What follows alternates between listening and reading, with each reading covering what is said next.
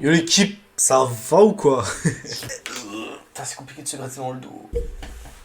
Donc comme t'as pu voir le titre, on va parler d'alcool et de drogue, enfin bref, toute la panoplie. Bon, du coup je me suis dit vas-y, je vais m'asseoir tranquillou et je vais pour une fois, dans une vidéo, je vais juste faire que parler. Je vais raconter une petite anecdote aussi, parce que c'est en lien avec ça, mais voilà.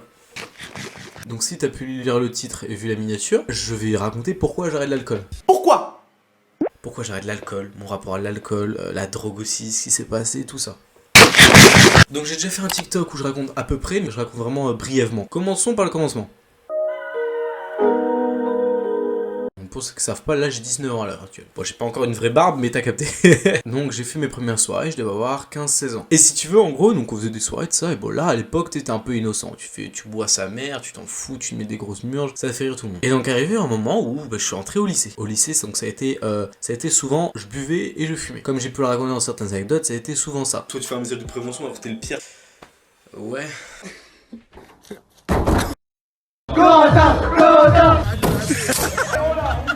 Ouais. J'en ai encore plein d'anecdotes sur l'alcool et la drogue à raconter, mais voilà. Et je fumais pas des clopes, t'as compris. Pas un fumeur de clopes, je suis un fumeur de gila. Et bref, j'ai fait ça pendant presque 3 années au lycée. Il y a plein de gens au lycée par exemple qui pensaient aussi que j'allais finir à moitié drogué ou alcoolique, tu vois, et qui pensaient vraiment que j'étais tombé dedans. Non, les refs. Mais c'est vrai que ça m'est déjà arrivé de fumer toute la semaine, au moins une fois chaque jour, quoi, même peut-être plus en vrai, sans mytho, hein. Et peut-être même l'alcool aussi, hein. Et il y a une expérience au lycée qui m'a marqué, qui était tout simplement en terminale, donc j'ai raconté dans cette vidéo. Et en fait, tout simplement, on était 3 et on a bu. On a bu à une après-midi, tout ça. Et si tu veux, le problème, c'est que il y avait une mineure parmi nous et moi j'étais majeur et j'ai fait boire une mineure. Et le problème, c'est que cette mineure est partie assez en couille à cause de l'alcool. Bon, elle avait fumé et tout. C'était quelqu'un qui aimait beaucoup avoir des effets et c'est comme ça. Je te fais un court bref. En fait, cette fille a menacé une pionne. Je crois que c'était de mort, mais je suis pas sûr. Mais en tout cas, elle l'a menacé. Elle l'a vraiment insulté de ça en mode je veux taper au minimum. Vu que ça s'est passé dans l'internat des filles, j'ai pas pu le voir, j'étais pas là. Mais même la surveillante, la pionne, m'en a parlé. Donc c'est que ça s'est vraiment passé. Et si tu veux, en fait, ça m'a marqué parce qu'en fait, je me suis très vite rendu compte que rien que dans ma classe, avec les gens que j'adorais, on m'a un peu assimilé à l'alcool, à la drogue, très vite, tu vois. On m'a un peu après mal vu après cette anecdote. Et aussi, j'ai eu, tu sais, un rendez-vous, comme je l'ai expliqué dans cette anecdote, avec le directeur, la CPE et la secrétaire du directeur. Et si tu veux, ils m'ont fait prendre conscience que c'était vraiment immature tout ça. Et j'ai en pris en compte d'un coup parce que je me suis dit, vu ce qui s'est passé avec cette fille, tout simplement, imaginons, les parents de la fille avaient porté plainte contre moi. Ta gueule!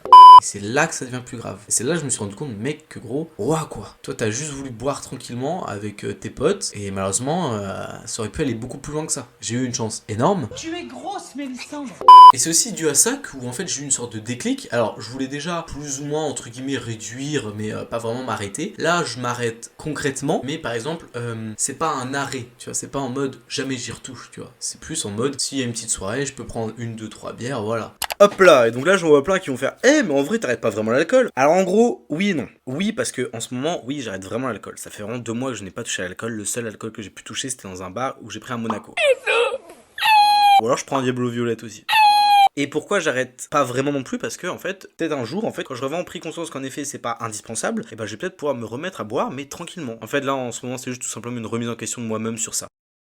En fait, je ne ressens plus spécialement le besoin en fait de me remettre des murges comme à l'époque parce qu'en fait, il y a une chose qui me fait peur, j'adore avoir des effets. En étant honnête, c'est trop cool, tu vois, c'est cool, tu es là, tu rigoles beaucoup plus facilement, tu fais de la merde, tout ça. Mais avec beaucoup d'expérience qui m'est déjà arrivé dans des soirées, ça m'est beaucoup arrivé de regretter ce que j'ai fait sous ces effets de l'alcool ou même de la drogue. Et malheureusement, ça, pour ceux qui le savent, c'est la pire chose à avoir. Pour ceux qui ne savent pas, j'ai déjà fait plusieurs blackouts. Donc des blackouts, c'est quand t'as tellement bu que tu te rappelles pas ce qui s'est passé. Et souvent, quand tu fais des blackouts, tu n'es pas juste en train de dormir. Tu fais des choses, sauf que tu ne te rappelles pas. Et pour toi, tu ne les as jamais faites. Et c'est important de préciser, tu ne les as jamais faites dans ta tête. C'est-à-dire que je me réveille et mes potes, ils me font, mec, hier, t'as fait ça, t'as déconné, t'as fait ça, ça. Et moi, je suis en mode, mais non, les gars, j'ai jamais fait ça, c'est impossible, c'est pas moi. Et ils te font, si. Si, la famille. Va te faire enculer, PD. Ça marche. Et ils peuvent te montrer des vidéos, et ils peuvent te montrer des gens qui vont témoigner, tu sais, des explications de ça. Et vraiment, t'es là en mode, quoi? Genre, tu tombes, mais genre de 7 étages. Toutes tes valeurs, juste à cause de ça, tu vois. Et il y a plein de choses comme ça. Mais genre, vraiment, pour revenir vite fait dessus, c'est vraiment des choses qui m'ont vraiment impacté. Tu vois, mes potes, des fois, ils me redisent ça en blague, en mode, ah ouais, cette soirée, t'as fait ça. Mais moi, je suis en mode, non, quoi. Je me sens mal à l'idée de me dire que j'ai pu faire ça, tu vois. Donc vraiment, je sais pas si t'as déjà été dans cette situation-là, mais si t'as déjà été dans cette situation-là, mon ref, réfléchis un peu, en vrai. Sur la vue de ta mère, on n'avait pas Et après, il y a aussi pas le fait que j'arrête parce que j'ai des objectifs, j'ai des trucs à faire. Comme ces vidéos, hein, frérot, je me mets à travailler dessus tous les jours, ok? Maintenant, c'est tous les jours. Même rien que 1 heure ou 2, c'est déjà tous les jours. Mais je le fais. Si tu vois, par exemple, exemple tout con, hein, par exemple, imaginons je fais une soirée, je me pour la gueule le lendemain, est-ce que j'aurais la motive de faire 1 heure ou 2, tu vois? Des fois, t'as juste envie de dormir et t'arrives à rien faire. Donc, je fais aussi de la muscu, ça colle pas, enfin bref, il y a plein de trucs. Et j'ai perdu quand même pas mal de trucs à cause de l'alcool. Je me suis rendu compte que je peux perdre encore plein de choses qu'il me reste, hein, et donc j'ai pas spécialement envie. Et là, j'ai une anecdote. Donc c'était il y a... quelle heure je tourne, le 15 février. C'était vendredi dernier. Donc... Attends, c'était quand, putain, merde. Vendredi. C'était le 10. Donc c'était il y a déjà 5 jours. Putain, ça passe vite, frère.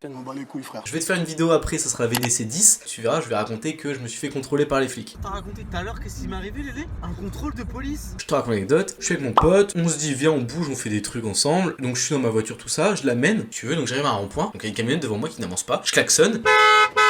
Le pire, c'est que c'est Lélé qui me dit de klaxonner. Lélé il me dit klaxonne.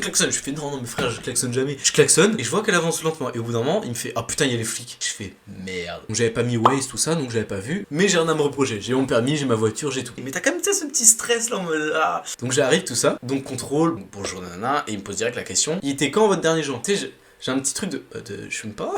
Et c'est vrai. Pour le coup là, ça fait à l'heure où je parle, ça fait au moins 1 mois que j'ai arrêté l'alcool et la drogue.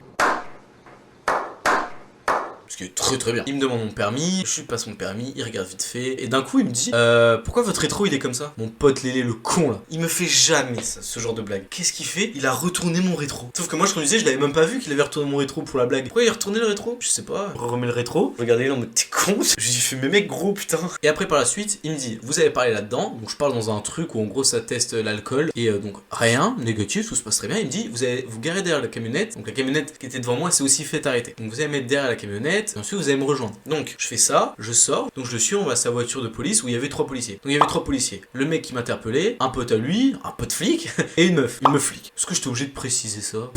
Bref, à ce moment-là, il va dans le coffre de sa voiture, il me passe un truc, donc ça va tester toutes les drogues, tu mets dans ta bouche, il me dit tu vas bien dans les lèvres, en dessous la langue, là je suce le truc comme jamais.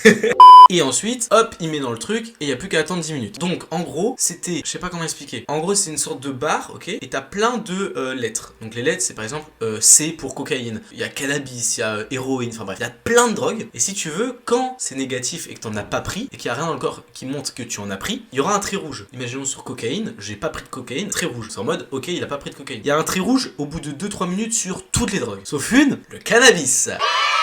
Faut savoir, je l'ai déjà dit, mais au lycée j'ai fait que ça. J'ai fumé pendant 1 année et demie. Voilà, mais genre à donf. Et donc j'ai eu beaucoup de chance que le test, comme par hasard, arrive quand j'ai arrêté. Sauf que là, pourquoi le trait n'apparaît pas? On attend, on commence à parler, on raconte nos vies parce qu'il fallait attendre. 5 minutes passent, toujours pas de trait sur le cannabis. 6 minutes, toujours pas. 7 minutes, toujours pas. On commence à me dire, t'es sûr que t'as rien pris, même pas une tâche? Je lui fais, mais non, j'ai rien pris. Et là il me dit, ah ça y est, il y a un petit trait qui commence à apparaître. Genre au bout de 7 minutes 30, tu vois. Il y a un petit trait qui commence à apparaître, mais léger, tu vois, sur le cannabis. En mode, bah ça peut être clean. Du coup on attend 10 minutes, il y a un léger trait rouge. Et il me dit, ah c'est limite quand même. Même pas vous avez fumé une taf, tout ça. Je fais, non. Vous avez fumé pendant combien de temps, tout ça? Je lui fais, bah pendant 1 année et demie, mais j'ai arrêté. Là c'est vraiment 1 mois, je ne touche plus à l'alcool ni à la drogue. Il me fait ok bah très bien, bah reprenez pas. Je lui fais c'est pas le but. Bref, on a parlé de nos vies, tout ça. Et puis après il remonte à son collègue quand même avant de me laisser partir. Et il me dit c'est limite quand même. Et son collègue fait ouais c'est limite. Mais il me laisse partir. Et j'ai eu le plus gros coup de pression du monde parce que j'ai failli perdre mon permis. Et oui. Et peut-être que j'ai fumé il y a pas longtemps et que je m'en rappelle pas. Mais je m'en rappelle pas. Peut-être que aussi j'ai respiré la fumée des autres. C'est ce que je pense possible. Mais vraiment je n'ai pas fumé. Pour moi j'ai aucun souvenir d'avoir fumé. Le dernier c'était, je me rappelle même pas pour te dire. Donc voilà, je rentre dans ma voiture, on se barre. Voilà, on est un peu surexcité parce que moi j'ai eu un gros coup de pression, je fais perdre mon permis. Et tout ça pour te dire que petite morale de cette histoire, même quand tu crois que t'as perdu beaucoup de choses, tu peux encore en perdre. Yes. Là, je pense que c'est une bonne décision. Je deviens un peu plus, je pense, mature aussi avec le temps. C'est que, est-ce que vraiment j'ai besoin de ça? Ce que je veux, c'est les effets, mais quand j'ai les effets, des fois, je regrette beaucoup de choses. C'est tout simple, tu vois. Tu vois, je vais globaliser le truc, mais l'alcool, j'aime pas le goût. En étant honnête, j'aime pas le goût. Quand je le prends, c'est juste pour avoir les effets, mais est-ce que ça vaut le coup si les effets que t'as te font souvent regretter les choses après le lendemain? Et en plus, tu peux perdre encore beaucoup de choses. C'est con, hein, à dire. Juste à cause de l'alcool, je peux perdre des relations, je peux perdre des amis, je peux perdre mon permis, tu vois. Et je me pose la vraie question, est-ce que ça vaut le coup du coup? Et j'en suis arrivé à ce truc de arrête. Ça faisait déjà un temps que je voulais arrêter et maintenant la décision vient que de moi. Et donc maintenant il est temps d'arrêter. Mais bien sûr quand je dis arrêter, faut encore prendre le truc en soirée, je pourrais très bien boire 2-3 bières. Voilà, ça se trouve à un moment je vais me faire vas-y carrément je rebois de ouf. Maintenant faut juste que j'arrive à voir le bon côté et le mauvais côté des choses. C'est ce que je suis en train de faire. En fait c'est ce qu'on appelle faire la part des choses. Si tu veux arrêter l'alcool et que tu penses que c'est la meilleure chose à faire, réfléchis bien. Dis-toi, est-ce que ça, comme moi, et tu vas voir que ça va venir tout seul. Ça vient toujours tout seul. Si t'as envie, tu vas le faire. Si t'as pas envie, tu le feras pas. Personne va te forcer. C'est comme quelqu'un qui veut arrêter la clope, il arrêtera pas comme ça. Hein. Parce que tu lui dis, tu devrais arrêter, que faire oui. Bon, bref, j'espère que t'as aimé les vidéos. C'était un peu différent d'habitude, je voulais juste parler pour une fois. Et voilà, c'était juste un truc sur un point que je vais mettre. Enfin bref, mon petit ref, je te souhaite, j'allais dire bonnes vacances, mais ouais, je crois que c'est les vacances là. Donc je te souhaite de bonnes vacances, mon ref. Je te souhaite des gros bisous sur ta fesse gauche. Et à plus, le 5. Allez, à plus.